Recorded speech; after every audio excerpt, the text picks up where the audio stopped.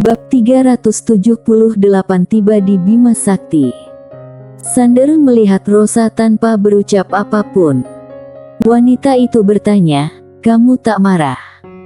Pria itu menjawab dengan tenang, "Aku bukan sainganmu." Rosa tersenyum seraya membalas, "Aku ingin tahu, kalau kamu bisa mengalahkanku, apa yang bakal kamu lakukan?" Sander menggeleng ringan, "Nona Rosa, menghinaku bisa membuatmu puas, ya?" Rosa melihat pria itu dan tak berucap apa-apa. Sander melanjutkan, "Tadi, kamu bertanya apa aku pernah memikirkan masalah Selin. Tentunya aku memikirkannya. Jangan khawatir, aku tak akan mengecewakannya." Rosa tersenyum dingin, "Itu sangat bagus." Hanya saja, dia sontak berhenti. Raut wajahnya menjadi sangat buruk. "Kamu menjebakku." Sander pun merasa lega dalam hati.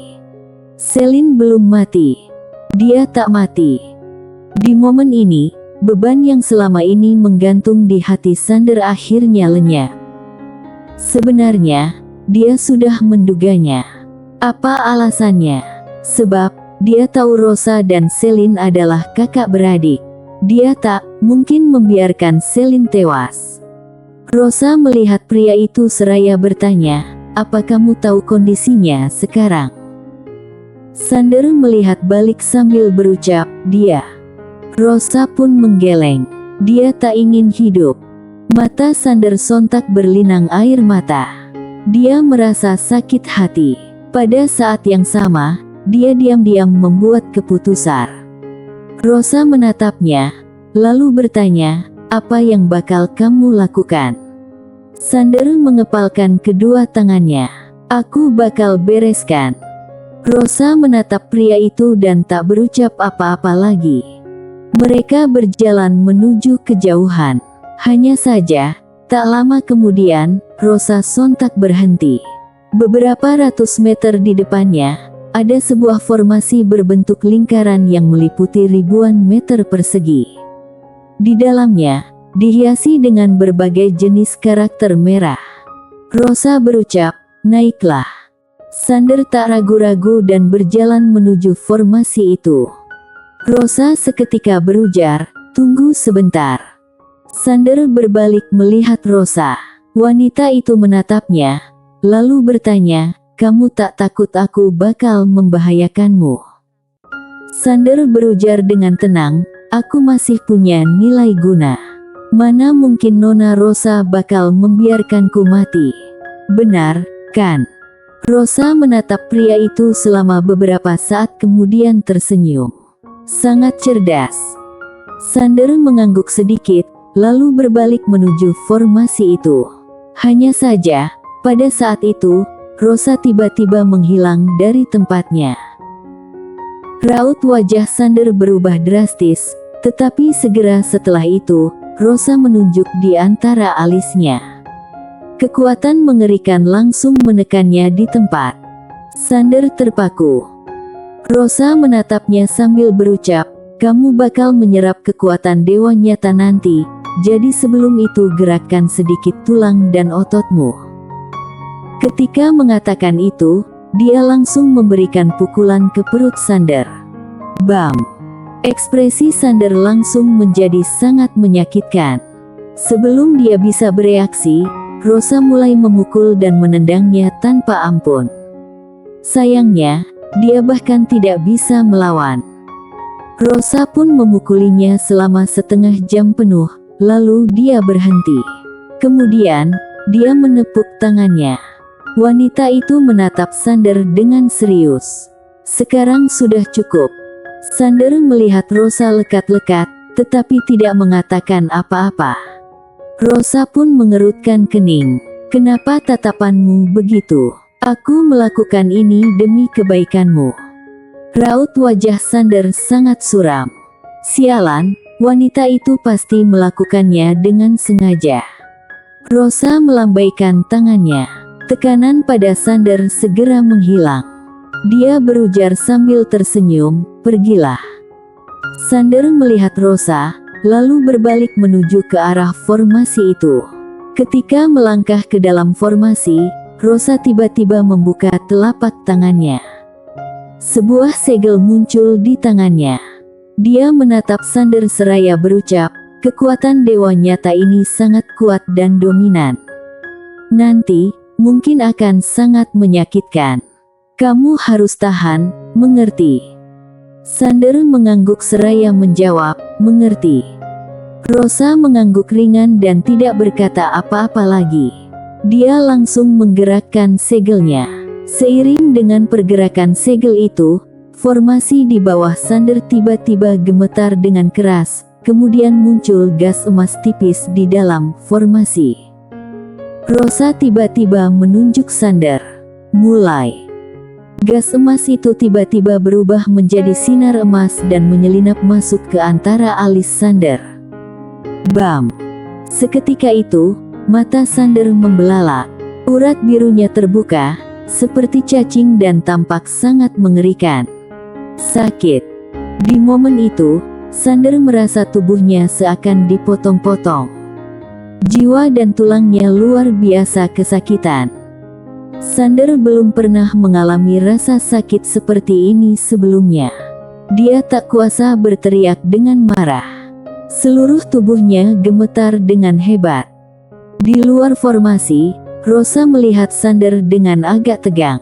Ini adalah kekuatan dewa nyata yang ditinggalkan oleh kakak, sangat kuat, tapi juga sangat murni, bahkan melebihi sumber Tao. Kamu harus bertahan dan menaklukkannya.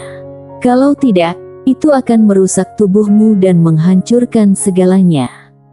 Saat itu, Sander tiba-tiba berlutut di tanah. Dia meraih dengan kedua tangannya dan kepalanya terus menghantam formasi tanah. Kekuatan dewa nyata. Kekuatan ini tidak menyerangnya. Tubuh dan jiwanya yang tidak tahan terhadap kekuatan tersebut. Itu sebabnya, baik jiwanya maupun tubuhnya menderita karena reaksi langsung dari kekuatan ini. Kini, Sander bahkan tidak pernah menyangka bahwa kekuatan ini akan sebegitu mengerikannya. Bahkan, tubuhnya yang sudah dimodifikasi oleh sumber Tao pun tidak bisa menahannya. Rasa sakitnya makin menjadi-jadi. Pada saat ini, kesadarannya mulai meredup. Melihat adegan ini, Rosa juga menjadi sangat gugup. Dia berkata dengan gemetar, tahan. Ah! Sander tiba-tiba meraung dengan marah. Dia mengepalkan kedua tinjunya dengan kuat. Kekuatan garis keturunan iblis gilanya langsung mendidih. Kekuatan garis keturunan. Begitu kekuatan garis keturunan iblis gila muncul, itu langsung ditindas oleh kekuatan tersebut. Setelah merasakan kekuatan garis keturunan iblis gila ditindas, Sander mulai panik. Dia tidak menyangka bahwa kekuatan ini akan begitu kuat hingga bahkan bisa menindas kekuatan garis keturunan iblis gila. Jauh di sana, Rosa tiba-tiba berkata, tekad. Kamu hanya bisa bertahan dengan tekadmu. Tekad. Di dalam formasi, Sander mengernyit dengan sangat menderita. Aku. Kini, fitur wajahnya sangat terdistorsi. Urat birunya menonjol seolah-olah akan pecah. Dia terlihat sangat menakutkan. Dia bahkan tidak pernah merasa begitu sakit sampai tubuhnya hancur. Di luar formasi, Rosa yang melihat adegan ini juga menjadi gugup. Jika Sander tidak dapat menahan kekuatan dewa nyata, dia mungkin akan ditelan kembali oleh kekuatan tersebut. Raut wajah Rosa sangat suram. Dia pikir bahwa dengan tubuh Sander yang telah dimodifikasi oleh sumber Tao, dia akan bisa menahan kekuatan dewa nyata. Sekarang, tampaknya bahkan dengan berkah sumber Tao, Sander masih tidak bisa menahan serangan balik dari kekuatan dewa nyata tersebut. Jauh di sana, Sander duduk bersimpuh di dalam formasi. Tubuhnya gemetar makin lama, giginya terkatup erat, dan dia terus mengeluarkan darah dari mulutnya. Kini, kesadarannya makin kabur. Hanya saja, dia masih bertahan. Satu-satunya keyakinan di kepalanya adalah bertahan. Dia akan menelan kekuatan dewa nyata, lalu meningkatkan kekuatannya. Kekuatan. Dia sangat ingin meningkatkan kekuatannya. Di dalam formasi, tubuh Sander makin gemetar. Kekuatan balik dewa nyata mulai menyedotnya. Tekadnya mulai meredup. Sander tiba-tiba meraung. Dia mengepalkan tangannya erat-erat dan terus bertarung dengan tekadnya sendiri untuk melawan kekuatan dewa nyata. Perlahan, kejernihan di mata Sander mulai memudar. Dia hampir tidak bisa bertahan lagi. Melihat adegan ini, Rosa pun menghela napas. Dia membuka telapak tangannya, lalu mengucapkan mantra kuno. Pada saat berikutnya, seberkas cahaya emas meledak dari dalam tubuhnya. Cahaya emas itu langsung menyatu dengan tubuh Sander dan terhubung dengannya. Mereka telah menyatu. Satu nyawa dan raga. Dalam sekejap, kekuatan balik pada Sander mulai diserap oleh Rosa. Begitu kekuatan balik itu masuk ke dalam tubuhnya, dia tampak mengernyit. Lambat laun, wajahnya yang cantik mulai terdistorsi. Kekuatan dewa nyata. Bahkan, dia pun tidak bisa menahan sepenuhnya. Apalagi, dia bukan fokus pada pembentukan tubuh. Rosa mengepalkan kedua tangannya. Tubuhnya mulai gemetar dan keringat dingin mulai mengalir dari dahinya. Di sisi lain, saat ini Sander berbaring tak sadarkan diri di dalam formasi, tetapi dia masih terus menelan kekuatan dewa nyata. Sebab, Rosa menyerap semua kekuatan baliknya. Dengan demikian, aura Sander mulai naik dengan cepat. Di tengah galaksi yang tidak diketahui, bintang yang tenang tiba-tiba gemetar dengan hebat. Seiring dengan itu, aura yang kuat muncul di galaksi ini. Seluruh galaksi langsung bergemuruh secara mengerikan. Tidak lama kemudian, suatu bagian dari galaksi tiba-tiba pecah.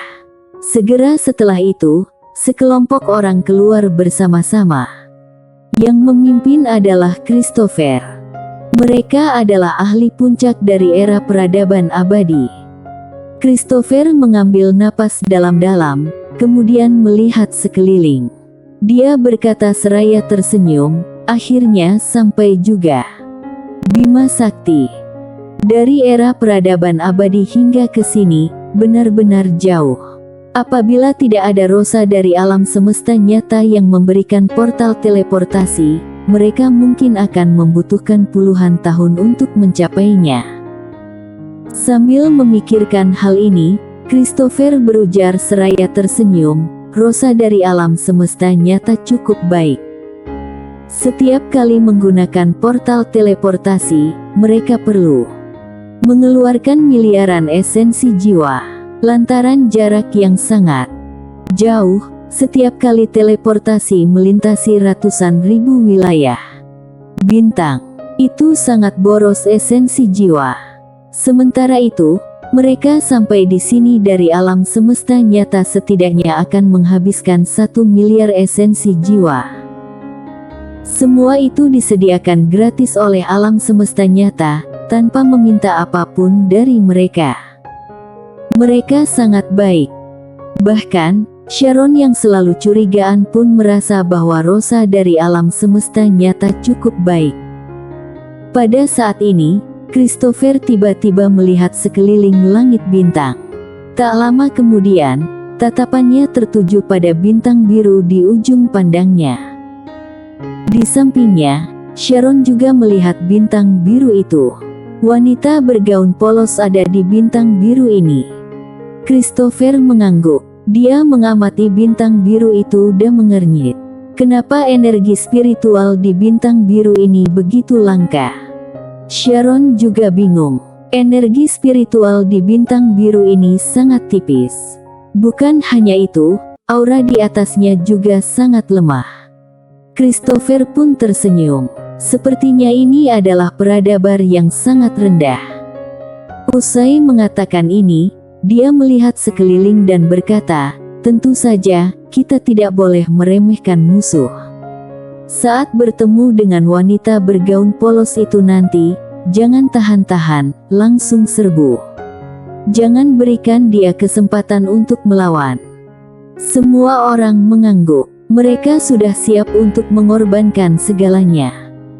Tidak lama kemudian, mereka semua menuju bintang biru itu. Bersambung.